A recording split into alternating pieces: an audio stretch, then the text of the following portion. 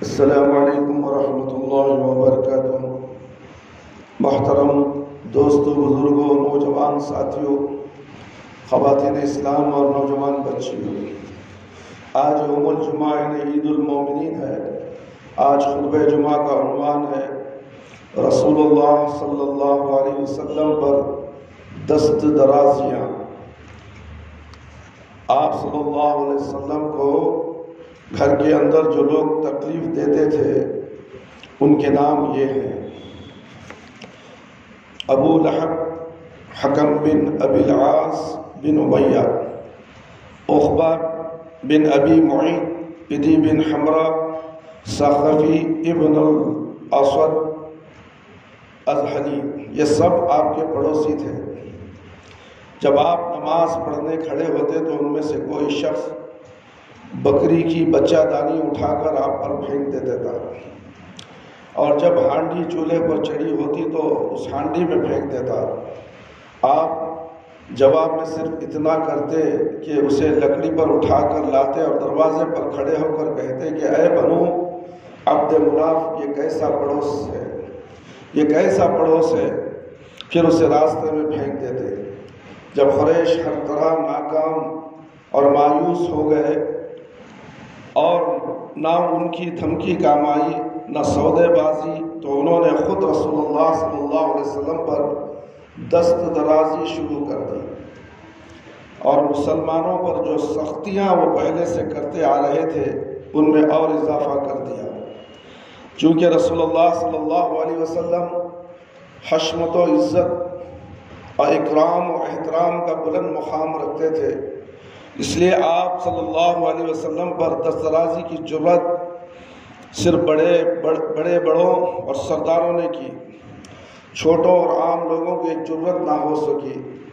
امیہ بن خلف جب آپ کو دیکھتا طعن و تشنیع کرتا، آنکھیں دبا کر اس سے اشارے کرتا اور لوگوں کو ہاشکار کرتا۔ اسی طرح اس کا بھائی ابی بن خلف دھمکیاں دیتا ہوا کہتا کہ اے محمد صلی اللہ علیہ وسلم، میرے پاس عود نامی گھوڑا ہے جسے روزانہ 3 سا خوراک کھلاتا ہوں، اسی پر بالآخر آپ صلی اللہ علیہ وسلم اسی پر سوار ہو کر تجھے قتل کر دوں گا۔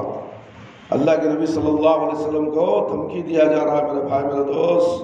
بالآخر آپ صلی اللہ علیہ وسلم نے ایک بار فرمایا کہ بلکہ میں انشاءاللہ تجھے قتل کر دوں گا، میں انشاءاللہ تجھے قتل کر دوں گا۔ اور ایسا ہی ہوا کہ احد پہاڑ میں آپ نے اسے قتل کر دیا۔ ایک روز یہی ابی بن خلف ایک بوسیدہ ہڈی لایا اور اسے توڑ کر رسول اللہ صلی اللہ علیہ وسلم کے چہرے کی طرف پھونک دیا۔ ایک بار عقبہ بن ابی بن معیط نے نبی صلی اللہ علیہ وسلم کے پاس بیٹھ کر کچھ سنا۔ یہ بات اس کے دوست ابی بن خلف کو معلوم ہوئی تو اس نے اعتراف کیا اور کہا کہ نبی صلی اللہ علیہ وسلم کے چہرے پر جا کر تھوکا۔ اس نے ایسا ہی کیا۔ اللہ اکبر، میرے بھائی سوچو تو صحیح، ابو لہب تو پہلے ہی دن سے آپ کا دشمن تھا اور آپ کے در پہ آزار رہا کرتا تھا۔ اس کے 2 بیٹے عتبہ اور عتیبہ کے عقد میں نبی صلی اللہ علیہ وسلم کی 2 صاحبزادہ رقیہ اور ام کلثوم تھی۔ ابو لہب نے دونوں بیٹیوں سے کہا کہ اگر تم نے محمد صلی اللہ علیہ وسلم کی بیٹیوں کو طلاق نہ دی تو میرا تمہارا آمنا سامنا حرام ہے۔ تو اس کی بیوی نے بھی کہا کہ انہیں طلاق دے دو، کیونکہ وہ بد دین ہو گئی ہے، چنانچہ انہوں نے طلاق دے دی۔ ابو لہب کی یہ بیوی ام جمیل عروہ بنت حرب بھی رسول اللہ صلی اللہ علیہ وسلم کی کٹر دشمن تھی۔ وہ کانٹے دار ڈالیاں لا کر رات کو آپ کے راستے میں ڈال دیتی کہ آپ اور آپ کے ساتھی زخمی ہو جائیں۔ اسے سورت تبت یدا ابی لہب کے اترنے کا پتہ چلا تو ہتھیلی میں پتھر لے کر آپ کی تلاش میں نکل پڑی۔ آپ خانہ کعبہ کے پاس ابو بکر صدیق رضی اللہ عنہ کے پاس ساتھ تشریف فرما تھے۔ اللہ نے اس کی آنکھوں پر پردہ ڈال دیا چنانچہ وہ صرف ابو بکر رضی اللہ عنہ کو دیکھ رہی تھی۔ کہنے لگی تمہارا ساتھی کہاں گیا؟ مجھے معلوم ہوا ہے کہ وہ میری حجو کرتا ہے، واللہ اگر اسے پا جاؤں گی تو یہی پتھر اس کے منہ پر دے ماروں گی۔ سن لو میں بھی شاعرہ ہوں۔ اس کے بعد یہ کہہ کر چلے گئی مذمما عصینا وامرہ ابینا ودینہ خلینا، ہم نے مذمم کی نافرمانی کی اور اس کی بات کا انکار کیا، اس کے دین کو نفرت سے چھوڑ دیا۔ ابو بکر صدیق رضی اللہ عنہ نے کہا یا رسول اللہ صلی اللہ علیہ وسلم، کیا اس نے آپ صلی اللہ علیہ وسلم کو نہیں دیکھا؟ آپ صلی اللہ علیہ وسلم نے فرمایا نہیں دیکھا، اللہ تعالیٰ نے اس کی نگاہ پکڑ لی تھی۔ قریش نے نبی صلی اللہ علیہ وسلم کو گالی دینے اور برا بھلا کہنے کا ایک طریقہ یہ بھی ایجاد کر رکھا تھا کہ وہ آپ صلی اللہ علیہ وسلم کو محمد صلی اللہ علیہ وسلم کی بجائے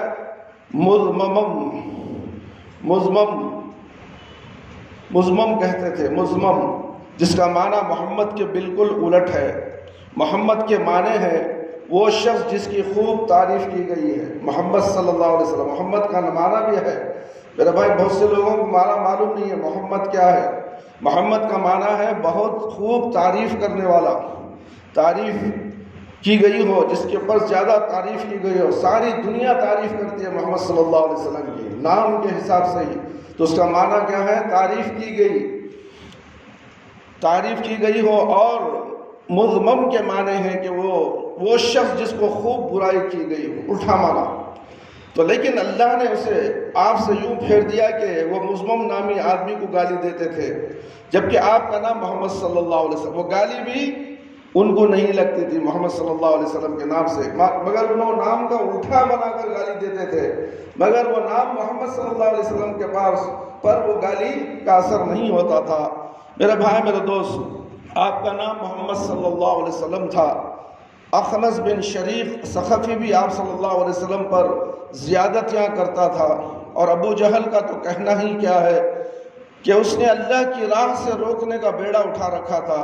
وہ نبی صلی اللہ علیہ وسلم کو اپنی باتوں سے اذیت پہنچاتا، نماز روکتا اور اپنی حرکتوں پر فخر اور تکبر کرتا۔ ایک روز نبی کریم صلی اللہ علیہ وسلم کی نماز پڑھتے ہوئے دیکھ لیا تو سختی پر اتر آیا اور دھمکیاں دینے لگا۔ بالآخر آپ نے اسے ڈانٹ دیا اور گلے کے پاس سے پکڑ کر جھنجھوڑتے ہوئے فرمایا اولا لک فاولا ثم اولا لک فاولا۔ سورۃ القیامہ آیت نمبر 30 پر 4 اور 35، تیرے لیے خرابی اور تیرے لیے خرابی ہے۔ اس نے کہا محمد صلی اللہ علیہ وسلم دھمکیاں دے رہے ہو، واللہ تم اور تمہارا رب میرا کچھ نہیں بگاڑ سکتے۔ اس میں وادی مکہ کا سب سے طاقتور آدمی ہوں، وادی مکہ کا میں سب سے طاقتور آدمی ہوں۔ محمد صلی اللہ علیہ وسلم تمہارے سامنے اپنا چہرہ مٹی پر رکھتا ہے، یعنی کہ سجدہ کرنے کو کہتا ہے کہ اللہ کے نبی صلی اللہ علیہ وسلم اپنا چہرہ مٹی پہ رکھتے ہیں۔ اللہ اکبر۔ انہوں نے کہا ہاں، اس نے کہا لات و عزیٰ کی قسم، اگر میں نے اسے دیکھ لیا تو اس کی گردن رونت دوں گا، اس کا چہرہ مٹی پر رگڑ دوں گا۔ اس کے بعد اس نے رسول اللہ صلی اللہ علیہ وسلم کو نماز پڑھتے دیکھ لیا، اس زعم میں چلا کہ آپ کی گردن روندے گا، لیکن لوگوں نے اچانک کیا دیکھا کہ وہ ایڑی کے بل پلٹ رہا ہے۔ وہ ایڑی کے اب گیا تھا ان کا گردن روندنے کے لیے، مگر لوگوں نے کیا دیکھا کہ وہ واپس پلٹ رہا ہے، ایڑی کے بل پلٹ پیچھے سے ہٹ رہا ہے وہ۔ تو میرے بھائی میرے دوست سوچو، میرے بھائی، جو آدمی مارنے کے لیے آیا تھا، نقصان پہنچانے کے لیے آیا تھا، وہ ایڑی کے بل پلٹ رہا ہے اور دونوں ہاتھوں سے بچاؤ کر رہا ہے۔ لوگوں نے کہا ابو الحکم تمہیں کیا ہوا؟ کہنے لگا میرے اور اس کے درمیان آگ کی ایک خندق ہے، ہولناکیوں اور پروں کے بازو ہیں۔ آپ نے فرمایا اگر وہ میرے قریب آتا تو فرشتے اس کا ایک ایک عضو اچک لیتے۔ جیسے نبی صلی اللہ علیہ وسلم کے قریب گیا تو خندق یعنی کہ گڑھا تھا، آگ کا گڑھا، اس کے آگے نبی صلی اللہ علیہ وسلم ہے اور یہ جائے گا تو آگ میں گرے گا۔ اگر وہ چلے جاتا تو فرشتے اسے چک لیتے تھے، ٹک کے اسے آگ میں ڈال دیتے تھے۔ جیسے ہی وہ آگ کے خندق کو دیکھا تو انہیں پلٹنا، واپس پلٹ گیا۔ یہ سب اللہ رب العالمین کے ساتھ معجزہ ہے میرے بھائی۔ اللہ رب العالمین اللہ کے نبی صلی اللہ علیہ وسلم کی حفاظت کے لیے ہر طرح کے معجزے، ہر طرح کے کرامات جبرائیل علیہ السلام کے ذریعے سے اللہ خود دکھاتے تھے، مگر آج کے کرامات جو اولیاء اللہ کے کرامات ہیں ہزاروں نہیں کروڑوں میں ہیں، جس کا کوئی نام نمود ثبوت نہیں ہے میرے بھائی میرے دوست۔ اگر وہ میرے قریب آتا تو فرشتے اس کا ایک ایک عضو اچک لیتے۔ ایسے ہی بدبختی عقبہ بن ابی معیط کے بھی حصے میں آئی۔ ایک بار آپ بیت اللہ کے پاس نماز پڑھ رہے تھے اور ابو جہل اس کے ساتھ ہی بیٹھے تھے۔ اتنے میں بعض نے بعض سے کہا، کون ہے جو بنی فلاں کی اونٹ کی اوجڑی لائے، اونٹ کی اوجڑی لائے اور جو محمد صلی اللہ علیہ وسلم سجدہ کرے تو ان کی پیٹھ پر ڈال دے۔ اس پر قوم کا بدبخت ترین آدمی عقبہ بن ابی معیط اٹھا اور اوجڑی لا کر انتظار کرنے لگا۔ جب آپ نے سجدہ کیا تو دونوں کندھوں کے بیچ میں ڈال دیا۔ اللہ اکبر۔ پھر وہ ہنسی کے مارے ایک دوسرے پر گرنے لگے۔ ادھر آپ سجدے میں ہی رہے، سر نہ اٹھایا، یہاں تک کہ فاطمہ رضی اللہ عنہا آئی، آپ کی پیٹھ سے اوجھڑی دور پھینکی تو تب آپ نے سر اٹھایا، فرمایا اللہم علیک بقریش، اے اللہ تو قریش کو پکڑ لے، تو قریش کو پکڑ لے۔ یہ بددعا ان پر شاپ گزری، کیونکہ ان کا عقیدہ تھا کہ اس شہر میں دعا قبول ہوتی ہے۔ پھر آپ نے ایک ایک شخص کا نام لے کر بددعا کی، اے اللہ فلاں کو پکڑ لے، اے اللہ فلاں کو۔ اور ہوا بھی یہی کہ ایک سب کے سب آئندہ بدر کی لڑائی میں مارے گئے۔ جن جن کا نام لیے تھے اللہ کے نبی صلی اللہ علیہ وسلم، وہ بدر کی جنگ میں یعنی کہ بدر کی لڑائی میں پورے مارے گئے۔ رسول اللہ صلی اللہ علیہ وسلم سے استہزاء کرنے والے 5 بڑے بڑے لوگ تھے، ولی بن مغیرہ، مخزومی، اسود بن عبد الیغوث، زہری، ابو زمعہ، اسود بن عبد المطلب، اسدی، حارث بن خیز، خزاعی، عاص بن وائل، سہمی۔ ان کے بارے میں اللہ تعالیٰ نے رسول اللہ صلی اللہ علیہ وسلم کو بتایا کہ ان کے شر سے بچاؤ کے لیے تنہا اللہ آپ کو کفایت کرے گا، اللہ خود آپ کو بچائے گا ان لوگوں سے، یہ دشمن ہے تمہارے، ڈرنے کی ضرورت نہیں ہے، اللہ آپ کو بچائے گا۔ پھر ہر ایک پر ایسی بلا نازل کی جو عبرت و نصیحت سے بھرپور تھی۔ چنانچہ ولید کو چند سال پہلے سے تیر کی ایک خراش لگی تھی جو بالکل معمولی تھی، مگر جبرائیل علیہ السلام نے اس خراش کے نشان کی طرف اشارہ کر دیا، وہ پھٹ پڑی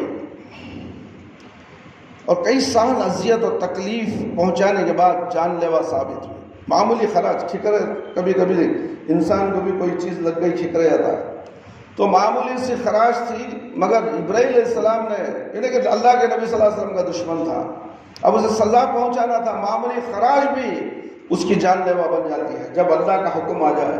تو اس لیے میرے بھائی میرے دوست، اللہ سے ڈرو، اللہ سے ڈرو۔ ہم سمجھتے ہیں کہ ہمیں کچھ نہیں ہوا ہے، ہمیں کیا ہو رہا ہے، ہمیں کچھ نہیں ہوگا، ہم نماز نہ پڑھیں، اللہ کو یاد نہ کریں، ذکر و اذکار نہ کریں، ماں باپ کی نافرمانی کرتے رہیں، اطاعت و فرما برداری نہ کریں، اللہ اور اللہ کے رسول کی نافرمانی کرتے رہیں، ہمیں کچھ نہیں ہو رہا۔ کیا ہو رہا ہے؟ میں تو بالکل صحیح ہوں۔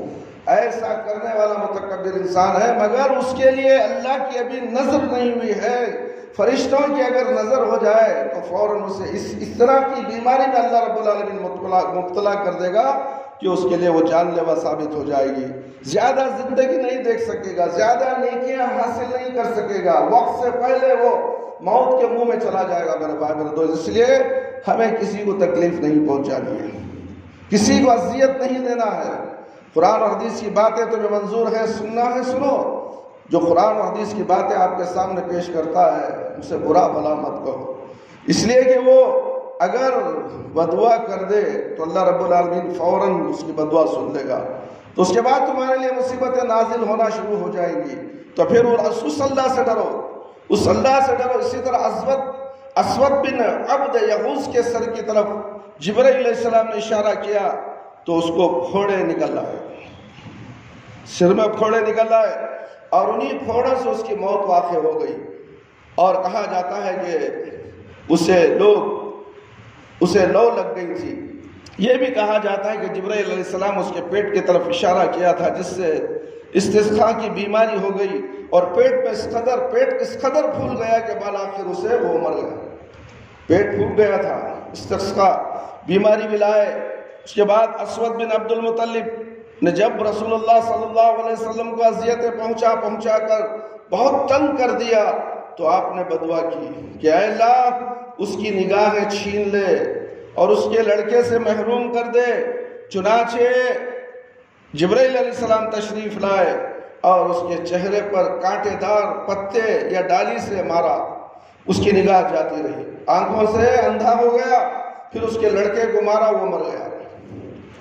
ان سختیوں کا ایک مختصر سا خاکہ ہے جو کھلم کھلا تبلیغ کے نتیجے میں رسول اللہ صلی اللہ علیہ وسلم اور مسلمانوں پر ٹوٹ پڑی تھی، جو اللہ اور اللہ کے رسول صلی اللہ علیہ وسلم کی طرف آج بھی ہم بلاتے تو لوگ ہمارے دشمن بن جاتے ہیں۔ آزو بازو دوست احباب پڑوس وغیرہ نہیں، اگر تمہارے گھر والے مشرک ہیں، بدعتی ہیں، اگر تم توحید کی بات ان کے سامنے رکھو کہ یہ ماں یہ باپ تمہارے دشمن بن جائیں گے، تمہارا بھائی، تمہارا خاندان، تمہارے چاچا، تمہارے دادا دادی سب دشمن بن جائیں گے، جس طرح اللہ کے نبی صلی اللہ علیہ وسلم کے ساتھ دشمن بن گئے تھے۔ انہوں نے کیا کہا؟ صرف ایک اللہ کی عبادت کرو، ایک اللہ کی عبادت کرو، ایک اللہ کی عبادت کرانے کے لیے مجھے اللہ نے دنیا میں مبعوث کیا ہے، میں دنیا میں آیا ہوں، میں نبی ہوں۔ سب نے انکار کیا۔ آج بھی یہی حال ہے میرے بھائی، میرے دوست، ہم قرآن و حدیث کی بات بتانا چاہتے ہیں، بتاتے ہیں، مگر اسے لینے کے لیے کوئی تیار نہیں ہے۔ بس دنیا کی میٹھی میٹھی بڑے بڑے جھوٹے منحوس قصے جو آپ کے سامنے پیش کیے جاتے ہیں اسے سچ سمجھ کر اس کی طرف لپکنے لگ جاتے ہیں۔ میرے بھائی، میرے دوست، ان سختیوں کا رسول اللہ صلی اللہ علیہ وسلم اور مسلمانوں پر ٹوٹ پڑی تھی۔ اس پیچیدہ صورتحال کے پیش نظر رسول اللہ صلی اللہ علیہ وسلم نے 2 قدم اٹھائے دار الارقم۔ پہلا قدم یہ تھا کہ آپ نے ارقم بن ابی الارقم مخزومی کے گھر کو تبلیغ و عبادت اور تعلیم و تربیت کا خفیہ مرکز بنا دیا، کیونکہ وہ بدمعاشوں کی نگاہوں سے دور صفا کے دامن میں واقع تھا۔ چنانچہ وہاں آپ صحابہ اکرام رضی اللہ عنہم کے ساتھ خفیہ طور پر اکٹھا ہوئے تھے۔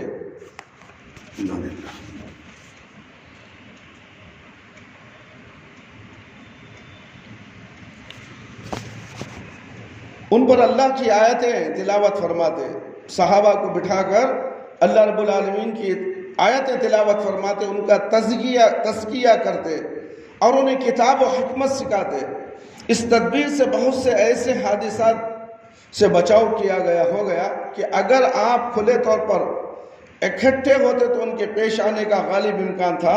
باقی جہاں تک نبی کریم صلی اللہ علیہ وسلم کی اپنی ذات کا تعلق ہے تو آپ مشرکین کے بیچوں بیچ کھلم کھلا اللہ کی عبادت بھی کرتے تھے اور ان کے دین کی دعوت بھی دیتے تھے اور ان کو دین کی دعوت بھی دیتے تھے۔ اس سے نہ آپ کو کوئی ظلم و زیادتی روک سکتی تھی، نہ مذاق اور استہزاء۔ یہ اللہ کی حکمت تھی کہ تاکہ جو ایمان لائے اسے بھی دعوت پہنچ جائے اور جو ایمان نہ لائے اسے بھی، اور اس تبلیغ کے بعد کسی کے لیے اللہ کے خلاف حجت باقی نہ رہ جائے۔ قیامت کے روز کوئی کہنے والا یہ نہ کہہ سکے کہ ہمارے پاس تو کوئی خوشخبری دینے والا اور ڈرانے والا آیا ہی نہیں تھا۔ میرے بھائی، میرے دوست، دوسرا قدم ہجرت حبشہ۔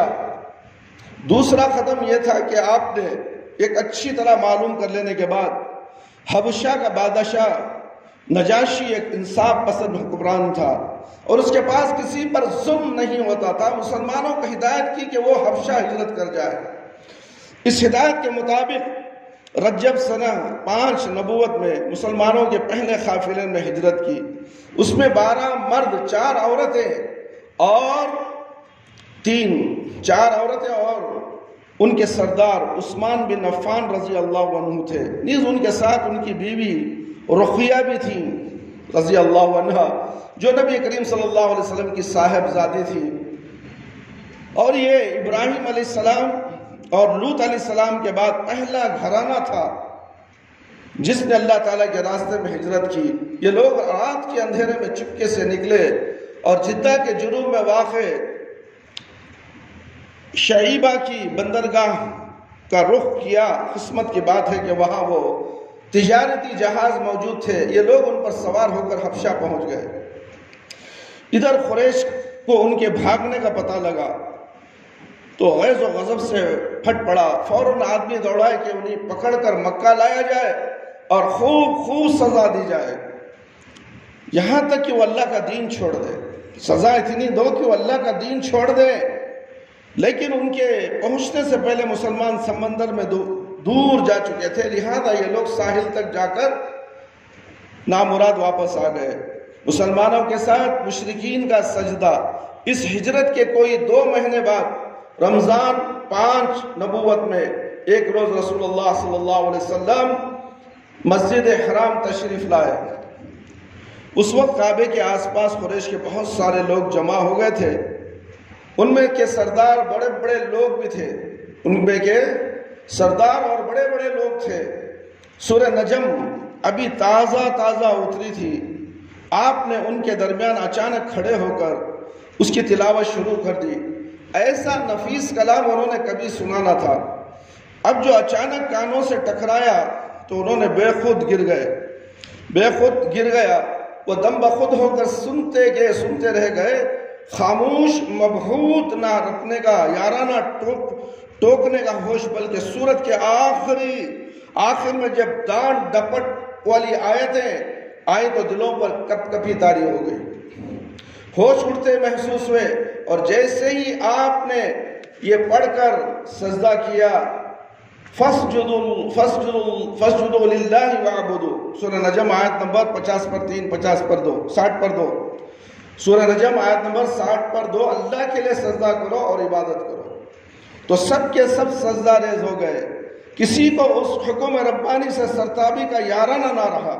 امام بخاری رحمت اللہ علیہ نے ابن مسعود رضی اللہ عنہ سے روایت کی ہے کہ نبی کریم صلی اللہ علیہ وسلم نے سورہ نجم پڑھی، پھر سجدہ کیا تو قوم کا کوئی فرد نہ بچا جس نے سجدہ نہ کیا ہو۔ ایک آدمی نے ایک مٹھی کنکری یا مٹی لی اور اسے اپنے چہرے کے اوپر تک لے گیا اور کہا کہ میرے لیے یہی کافی ہے۔ بعد میں نے دیکھا کہ وہ حالت کفر میں مارا گیا۔ یہ امیہ بن خلف تھا جو بدر کے روز مارا گیا۔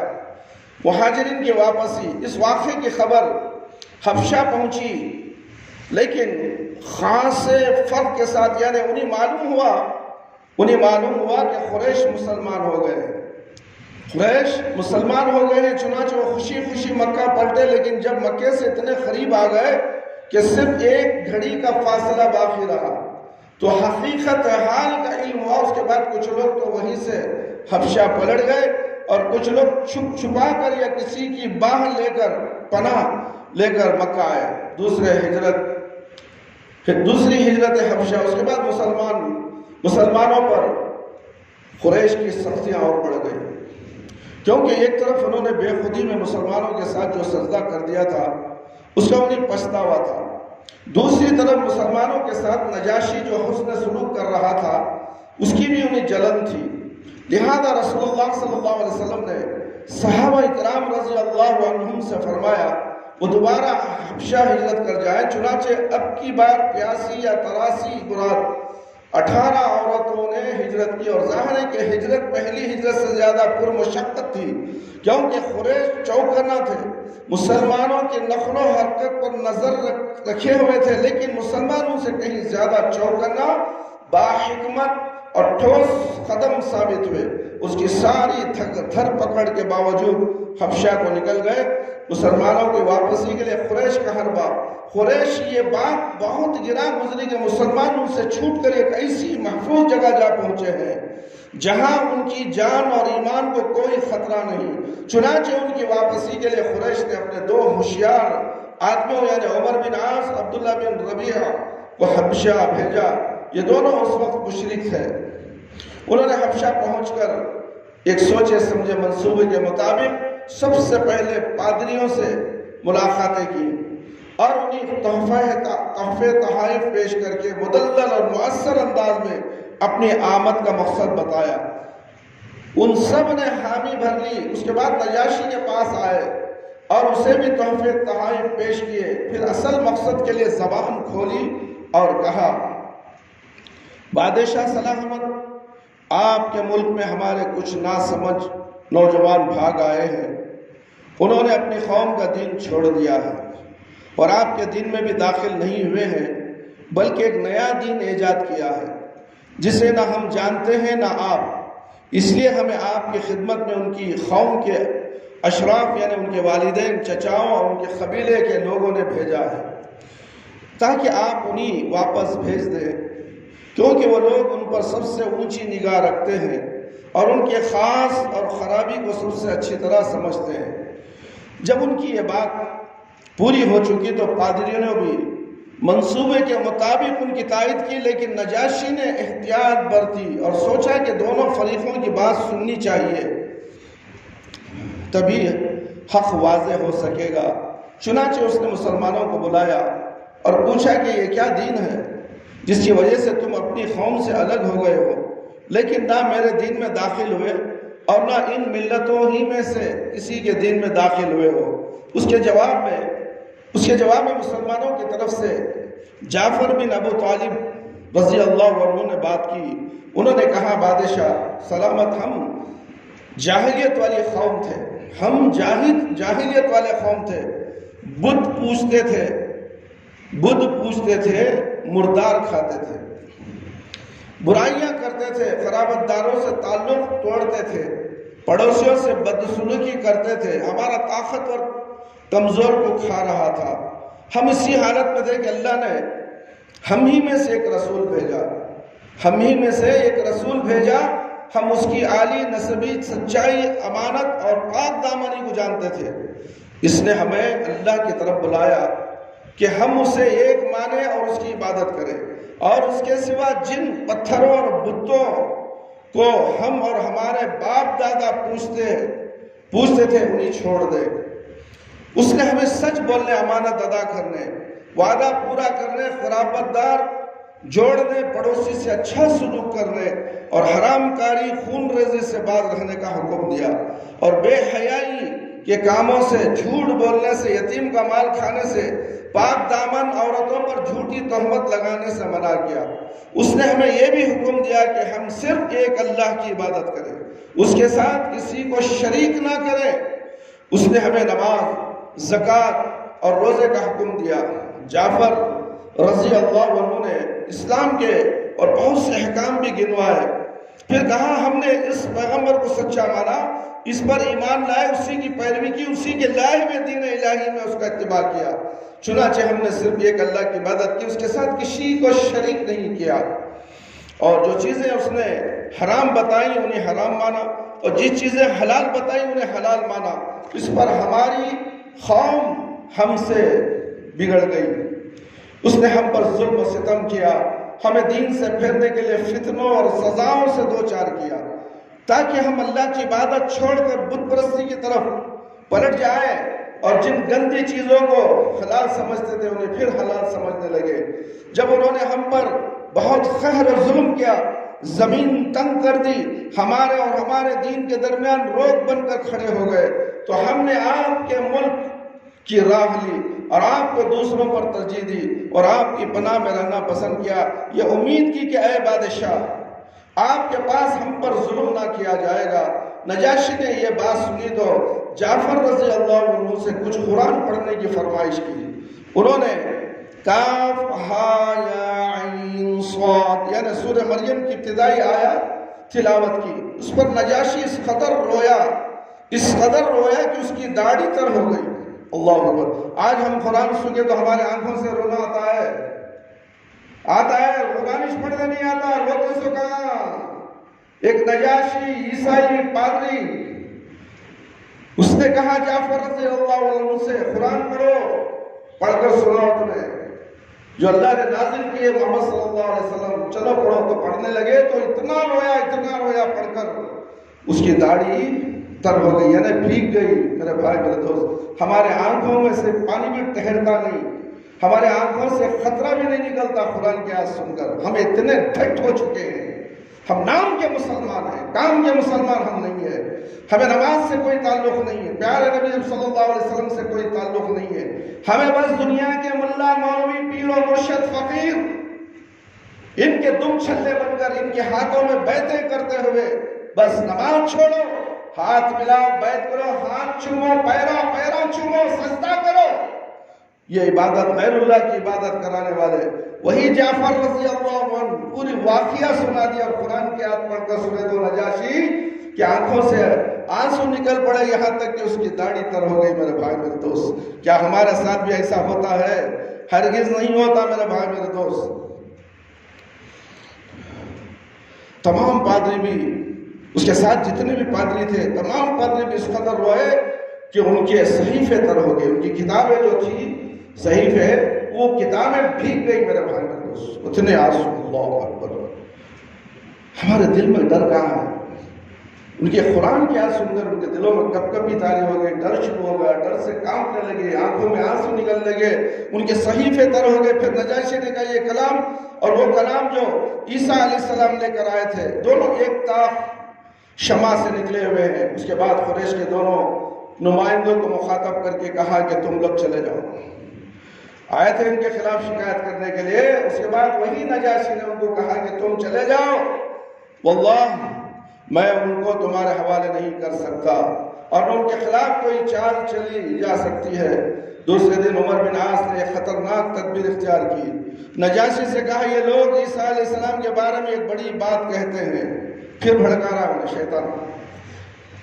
اس پر نجاشی نے مسلمانوں کو پھر بلوایا اور عیسیٰ علیہ السلام کے بارے میں سوال کیا.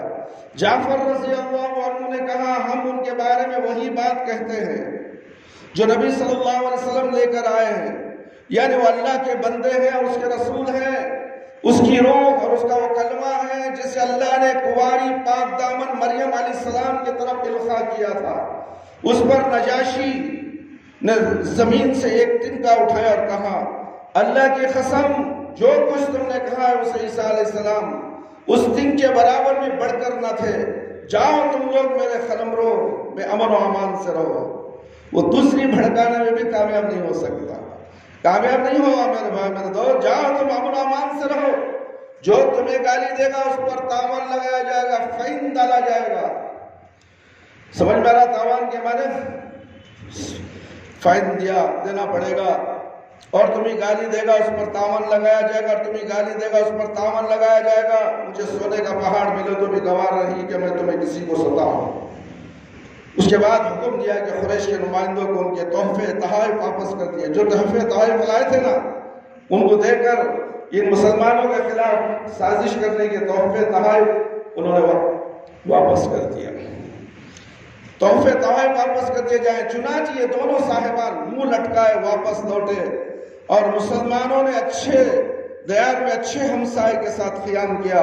مشرکین کی حیرت، ان ناکامی پر مشرکین نے بہت پیچ و تاب کھایا، چاہا کہ باقی مسلمانوں پر ٹوٹ پڑے. بالکل وہ دیکھ رہے تھے کہ نبی کریم صلی اللہ علیہ وسلم اپنی تبلیغ کا کام کیے جا رہے ہیں، لیکن وہ یہ دیکھ کر الجھن میں پڑ جاتے تھے کہ سخت سے سخت دھمکی کے باوجود ابو طالب آپ کی مدد پر کمر بستہ ہیں اور ان سے ٹکرانا آسان نہیں. اس لیے ان کی سمجھ میں نہیں آتا کہ کیا کرے.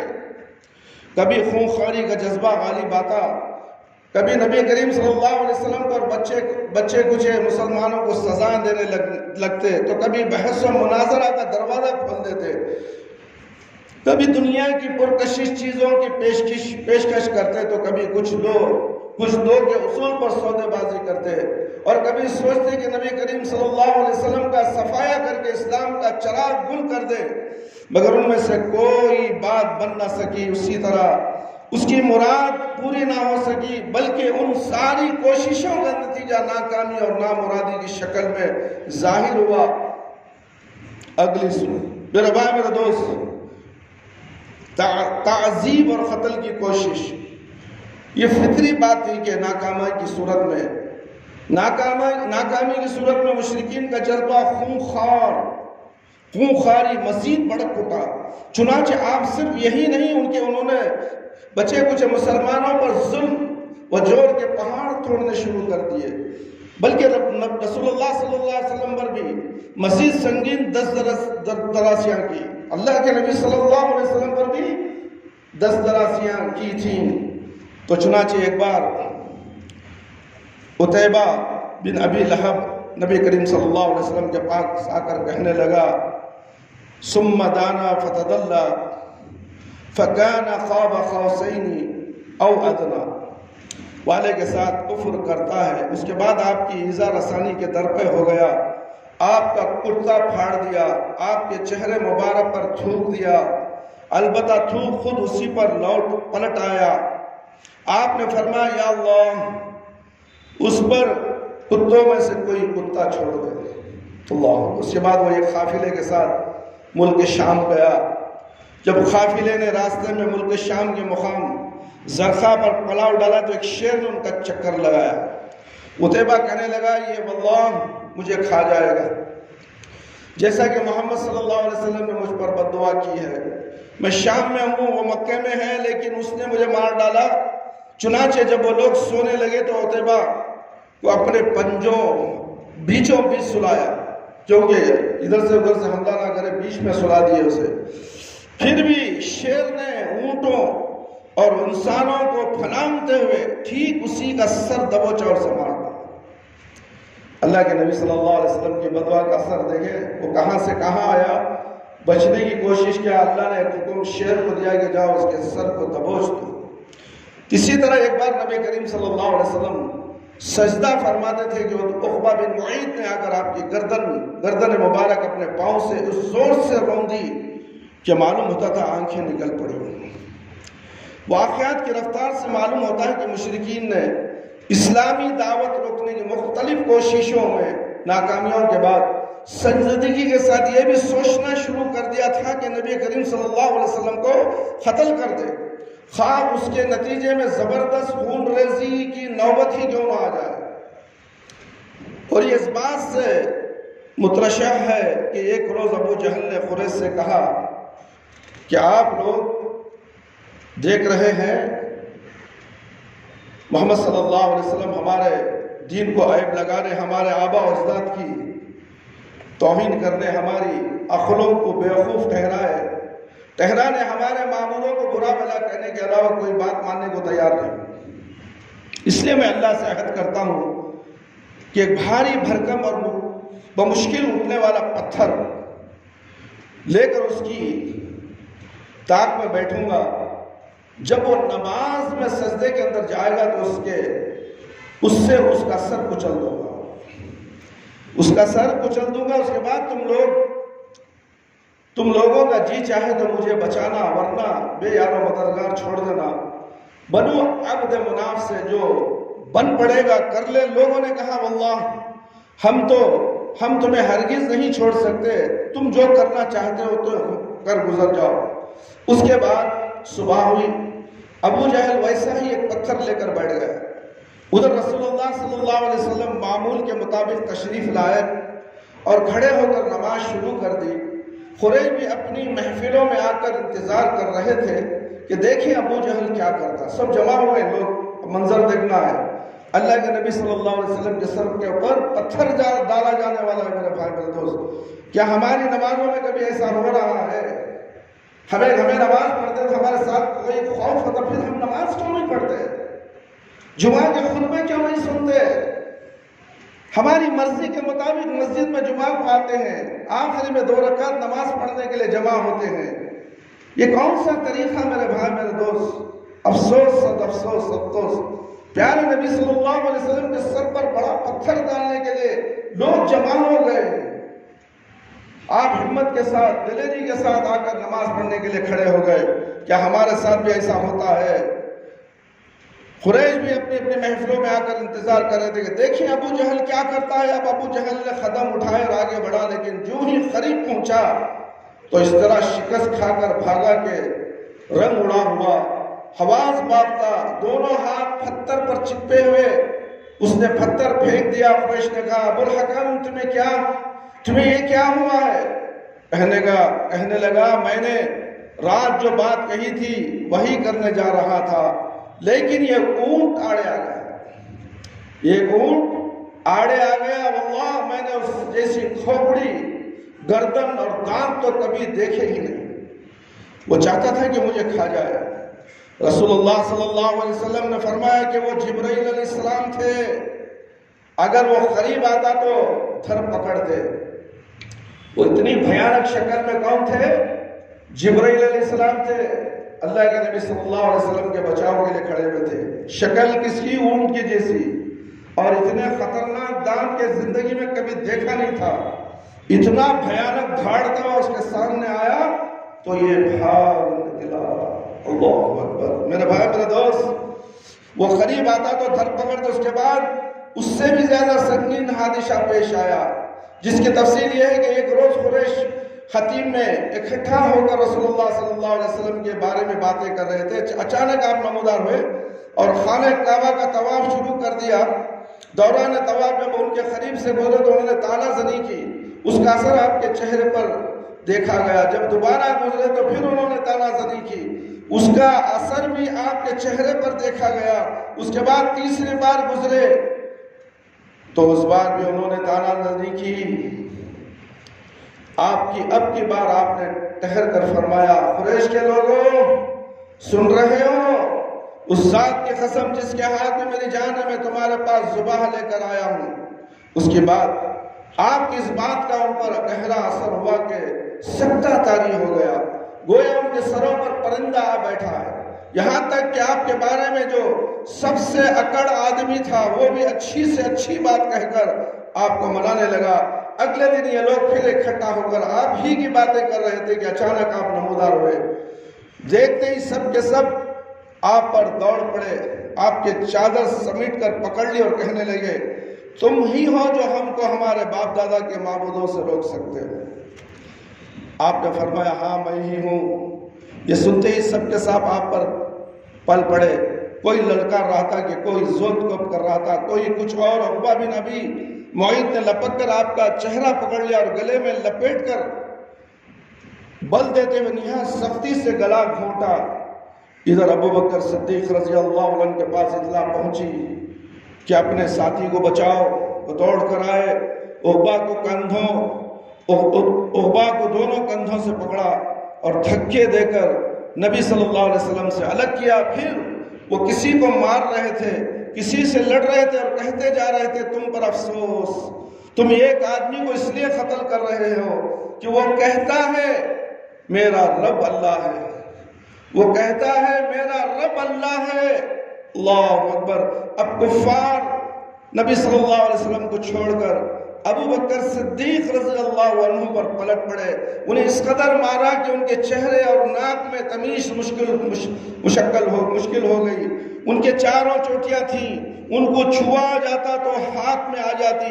چنانچہ بنو تیم ان کے کپڑے میں لپیٹ کر لے گئے اور گھر میں داخل کر دیا۔ انہیں ان کی موت میں کوئی شبہ نہ تھا، لیکن سر شام وہ بول پڑے اور بولے تو رسول اللہ صلی اللہ علیہ وسلم کا حال پوچھا۔ اس پر بنو تیم نے انہیں ملامت کی اور وہاں سے چلے گئے۔ اس کے بعد ان پر کھانا پانی پیش کیا گیا۔ لیکن انہوں نے اس وقت تک کھانا پانی پینے سے انکار کر دیا جب تک کہ رسول اللہ صلی اللہ علیہ وسلم کو دیکھ نہ لے۔ چنانچہ رات کا سناٹا چھا گیا، لوگ پرسکون ہو گئے تو انہیں دار ارقم میں رسول اللہ صلی اللہ علیہ وسلم کے پاس پہنچا گیا۔ انہوں نے جب آپ صلی اللہ علیہ وسلم کو بخیر پایا تو کھانا پینا گوارا کیا۔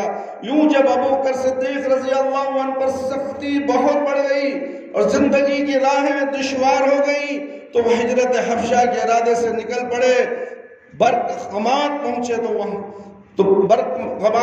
تو خارا اور ابابیش کے سردار مالک بن دغنہ سے ملاقات ہو گئی۔ اس نے ارادہ دراز کیا۔ ابو بکر صدیق رضی اللہ عنہ نے بتایا تو کہنے لگا، آپ جیسا آدمی نکالا نہیں جا سکتا، آپ جیسا آدمی نکالا نہیں جا سکتا۔ آپ خالی ہاتھ والوں کا بندوبست کرتے ہیں، صلہ رحمی کرتے ہیں، بے سہاروں کا بوجھ اٹھاتے ہیں، مہمان نوازی کرتے ہیں، حق کے مذاہب میں مدد کرتے ہیں، لہذا میں آپ کا ضامن ہوں۔ آپ واپس چلیں، اپنے شہر میں اپنے رب کی عبادت کریں۔ اس کے بعد دونوں واپس آئے اور ابن دغنہ نے قریش میں اعلان کیا کہ اس نے ابو بکر صدیق رضی اللہ عنہ کو پناہ دی ہے۔ قریش نے اس کی پناہ دی۔ پناہ دہی کا انکار نہ کیا، البتہ یہ کہا کہ ابو بکر سے کہو، ابو بکر صدیق رضی اللہ عنہ سے کہو جو کھلا نہیں بلکہ اپنے گھر میں اپنے رب کی عبادت کرے، کھلا عبادت نہ کرے۔ قریش کے لوگوں نے کہا کیونکہ ہمیں اندیشہ ہے کہ ہماری عورتیں، بچے اور کمزور لوگ فتنے میں نہ پڑ جائیں۔ چنانچہ ابو بکر صدیق رضی اللہ عنہ کچھ عرصے اس پر برقرار رہے، پھر انہوں نے اپنے گھر کے صحن میں ایک مسجد بنا لی۔ اللہ اکبر، میرے بھائی آج بھی ہم اس گھر کے چھت کے نیچے مسجد بنائے ہیں۔ ابو بکر رضی اللہ عنہ نے بھی اپنے صحن میں مسجد بنائی اور کھلے عام نماز پڑھے اور قرات کرنے لگے۔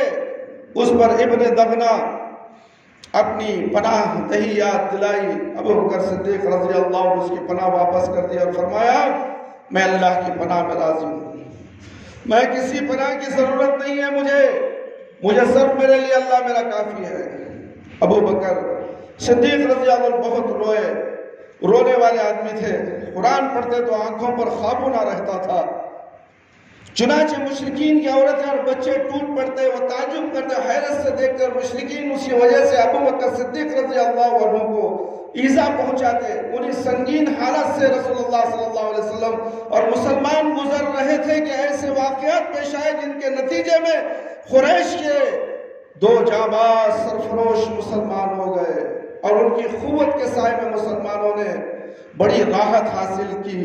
وہ ہیں رسول اللہ صلی اللہ علیہ وسلم کے چچا حمزہ بن عبد المطلب اور عمر بن خطاب رضی اللہ عنہ، یہ 2 جنے مسلمان ہیں۔ اللہ اکبر، سوچو میرے بھائی میرے دوست، حمزہ رضی اللہ عنہ کا اسلام قبول ہوا۔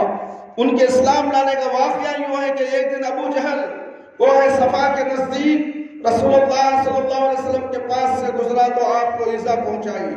کہا جاتا ہے کہ اس نے آپ صلی اللہ علیہ وسلم کے سر پر ایک پتھر بھی دے مارا جس سے خون بہہ نکلا۔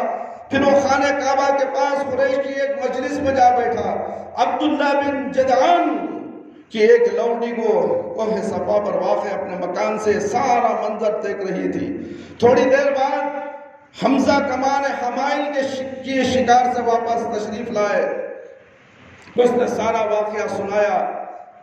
حمزہ دوڑتے ہوئے ابو جہل کے سر پر جا سوار ہوئے اور بولے، وہ اپنے چوتڑ سے پات نکالنے والے الفاظ دیکھو کیسے اس زمانے کے، اپنے چوتڑ سے پات نکالنے والے، تو نے میرے بھتیجے کو گالی دیتا ہے حالانکہ میں بھی اس کے دین پر ہوں۔ اللہ اکبر، قربان جائیے میرے بھائی میرے دوست، میں بھی اس کے دین پر ہوں، مجھے گالی دے دم ہے نہیں۔ اس کے بعد کمان سے اس سود کی مار ماری کہ اس کے سر پر بدترین زخم آ گیا، بدترین قسم کا زخم آ گیا۔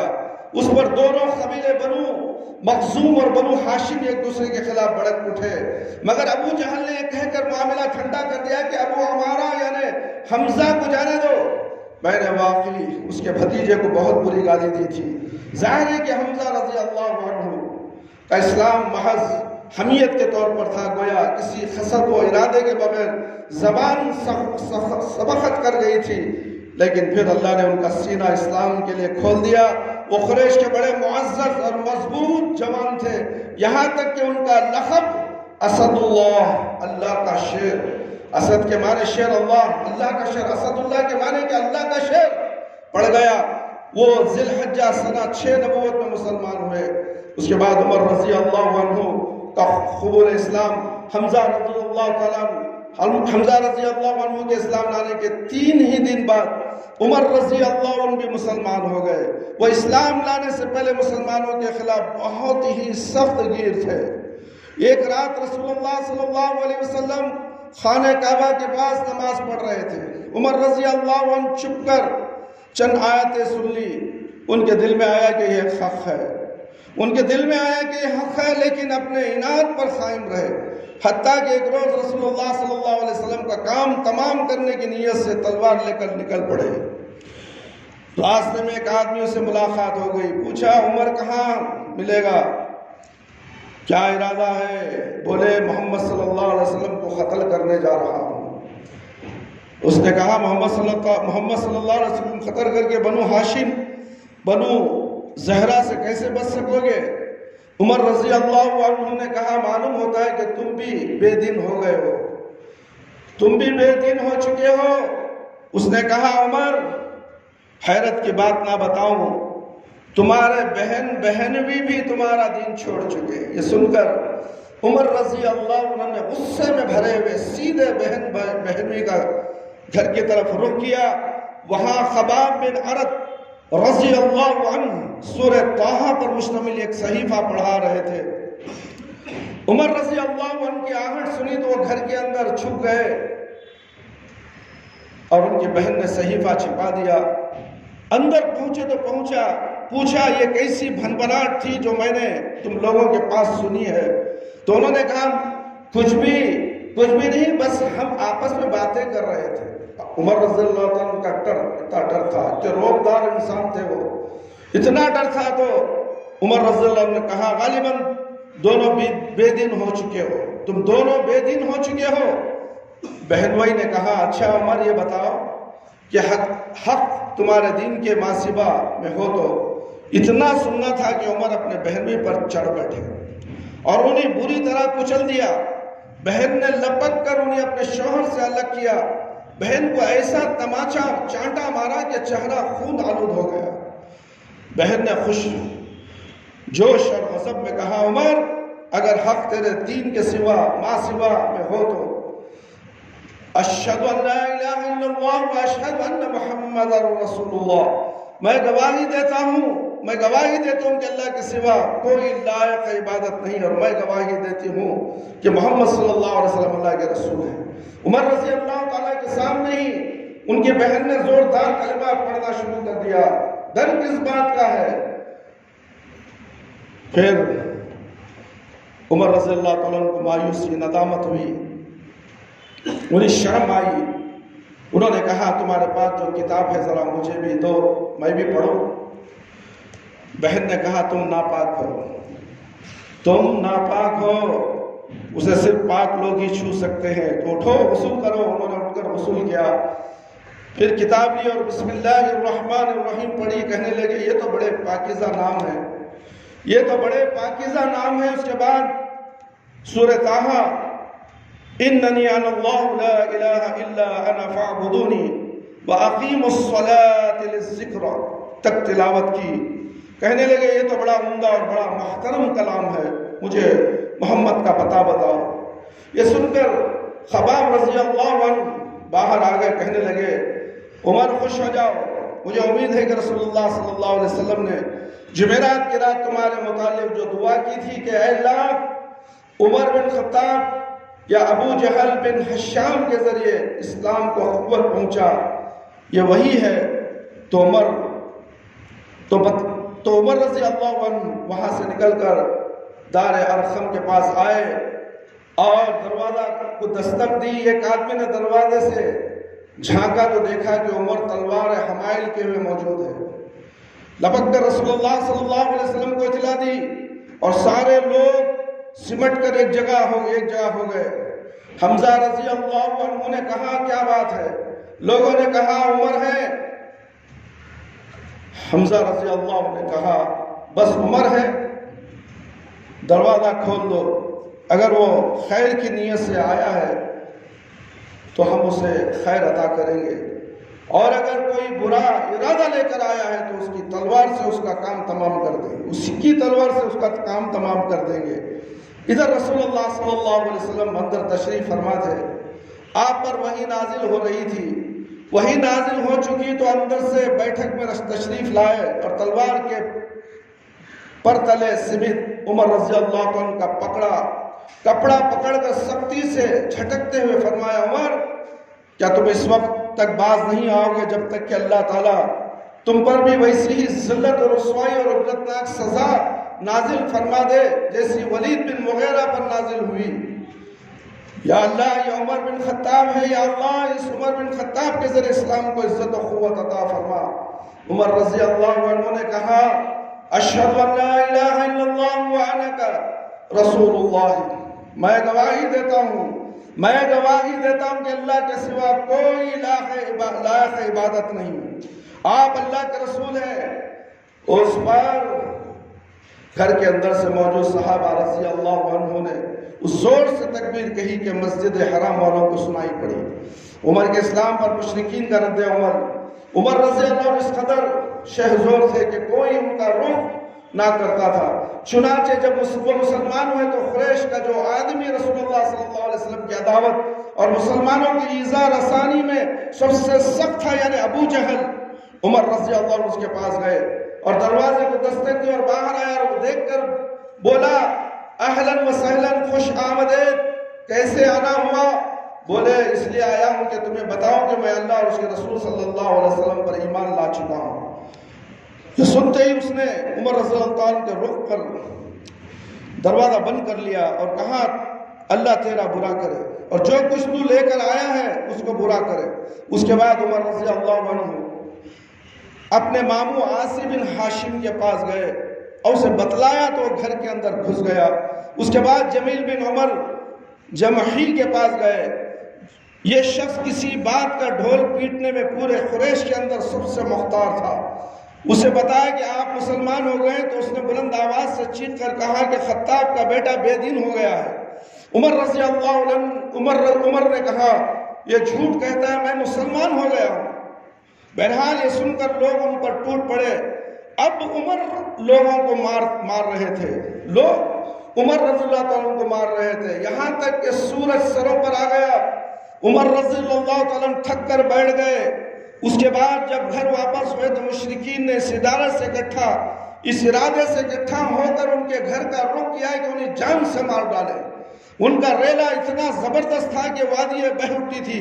اسی اسنا میں عاص بن وائل سمنی آ گیا۔ بنو سہم حضرت عمر کے قبیلے بنو عدی کے حلیف تھے۔ وہ دھاری دار یمنی چادر کا جوڑا اور ریشمی گوٹے سے ایک آراستہ کرتا زیب تنکے ہوئے تھے۔ ان سے پوچھا کیا بات ہے؟ عمر نے کہا میں مسلمان ہو گیا ہوں۔ ایسا اعلان کرتا کوئی ڈر کو پتلی گلی سے بھاگ جاتی یار، کیسا اعلان ہے؟ میں اہل حدیث ہوں کو ڈرتا آدمی، اہل حدیث ہو گیا وہ تو ڈرتا۔ اہل حدیث کے معنی کیا؟ ایک اللہ کی عبادت کرنا، ایک نبی کی اطاعت کرنا، اس کا ٹوٹل فائنل ورڈز کیا ہے اہل حدیث؟ آج بولا اہل حدیث چھوکری دیتے نہیں، دکان دیتے نہیں، کاروبار بند، پڑوسی باہر نکال ہوتا ہے، باپ بیٹے کو گھر سے نکال ہوتا ہے۔ اے حدیث ہوگا تو ہمارے باپ دادا کے دن کو چھوڑ دیا، مارو اسے پکڑ لو سبھی۔ اللہ اکبر۔ یہ اذیت آج بھی ہو رہی جیسا عمر رضی اللہ عنہ کے ساتھ ہوا۔ عمر رضی اللہ عنہ کا ڈرے، بولو اے مسلمانوں کی جماعت تمہیں کہاں سو رہے ہو؟ جاگو تو صحیح، آؤ ایک اللہ کے دین کی طرف، ایک نبی صلی اللہ علیہ وسلم کے دین کی شریعت کی طرف۔ انا للہ و انا الیہ راجعون۔ بیڑا غرق کیا تاریخ تمہیں معلوم نہیں، دین تمہیں معلوم نہیں۔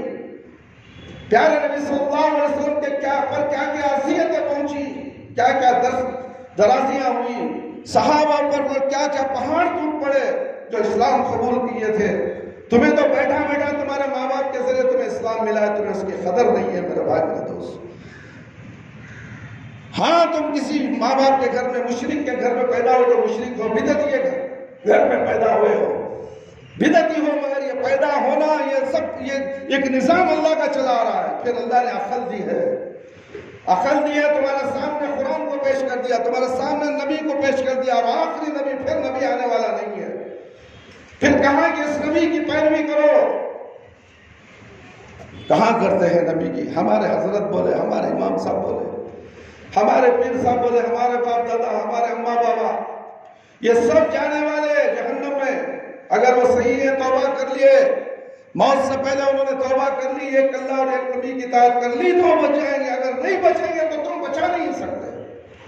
تم تو بچ جاؤ، پہلے تم تو بچ جاؤ، آؤ ایک اللہ کی طرف اور ایک نبی صلی اللہ علیہ وسلم، ایک قرآن کی طرف، ایک حدیث کی طرف۔ کیوں نہیں آتے؟ کیا ڈر تو صرف اللہ کا ہونا چاہیے۔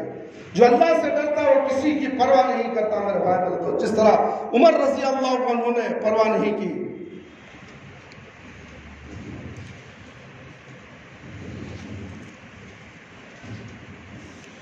میرے بھائی میرے دوست، اس کے بعد جب گھر واپس مشرکین ارادے سے اکٹھا ہو کر ان کے گھر کا رخ کیا، بنو سہم عمر کے قبیلے بنو عدی کے حلیف تھے، وہ دھاری دار یمنی چادر کا جوڑا، ریشمی گوٹے، آراستہ کرتا زیب تن ہو گئے تھے۔ پوچھا کیا بات ہے؟ عمر نے کہا میں مسلمان ہو گیا ہوں، اس لیے آپ کی قوم مجھے قتل کرنا چاہتی ہے۔ آس نے کہا یہ ممکن نہیں۔ اس کے بعد باہر نکلا، دیکھا کہ لوگوں کے ریلے سے وادی بہہ پڑی۔ پوچھا کہاں کا ارادہ ہے؟ لوگوں نے کہا یہ خطاب کا بیٹا بے دین ہو گیا ہے۔ آس نے کہا اس کی طرف کوئی راہ نہیں، یعنی تم اس کا کچھ نہیں بگاڑ سکتے۔ یہ سنتے ہی لوگ واپس پلٹ گئے۔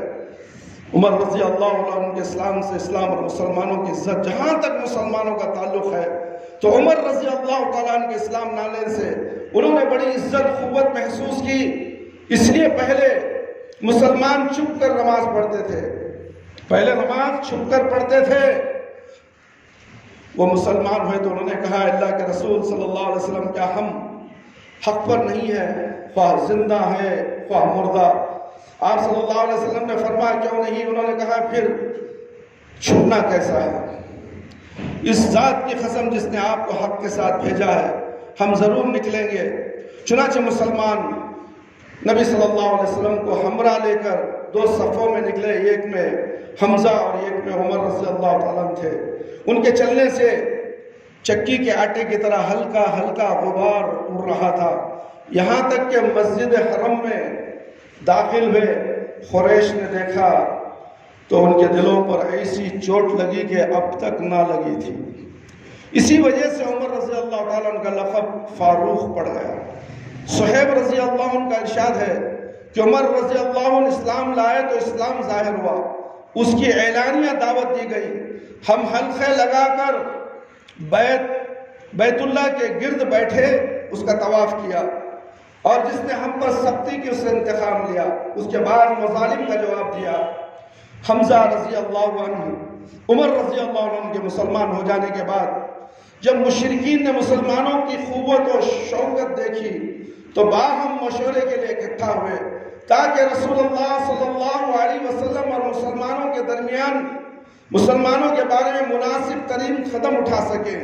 ان سے عتبہ بن زبیعہ نے جو بنی عبد الشمس سے تعلق رکھتا تھا، اپنی قوم کا سردار صاحب فرمان تھا، کہا قریش کے لوگوں کیوں نہ میں محمد صلی اللہ علیہ وسلم کے پاس جا کر ان سے گفتگو کروں، ان پر چند باتیں پیش کروں، ممکن ہے وہ کوئی چیز قبول کر لے تو وہ چیز ہم انہیں دے دیں گے اور وہ ہم سے باز رہیں گے۔ انہوں نے کہا ٹھیک ہے ابو ولید اب جائیے ان سے بات کیجئے۔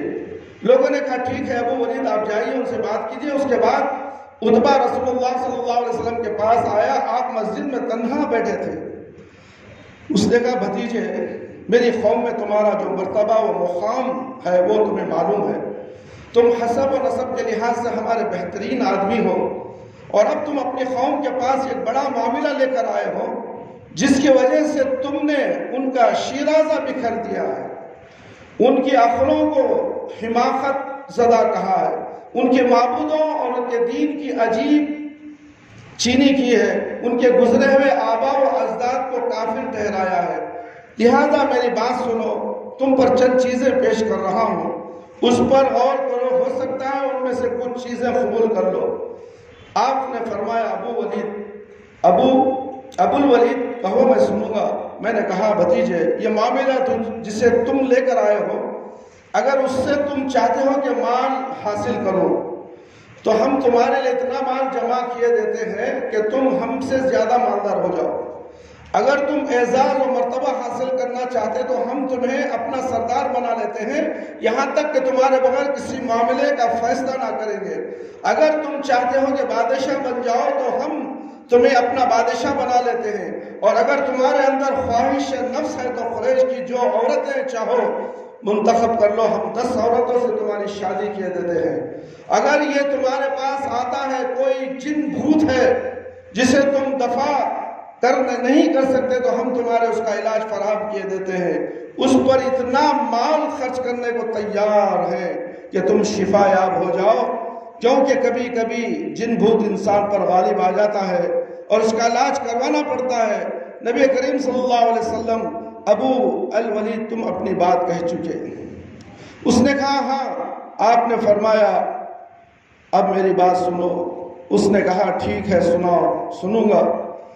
اس کے بعد رسول اللہ صلی اللہ علیہ وسلم نے قرآن کی آیت فرمائی حامیم تنزیل من الرحمن الرحیم کتاب فصلت آیاته قرآنا عربیا لقوم یعلمون بشیرا ونذیرا فأعرض أكثرهم فهم لا يسمعون وقالوا قلوبنا أكنة مما تدعونا إليه وفي آذاننا وقر ومن بنينا وبنيك حجاب فأعمل إننا عاملون. سورہ فصلت آیت نمبر 1 سے 5. شروع کرتا ہوں اللہ کے نام سے. جواب دیا جا رہا قرآن سے. میرا بھائی ہم بھی یہی پوچھتے ہیں تو کوئی دلیل بتاؤ تو قرآن سے بتاؤ.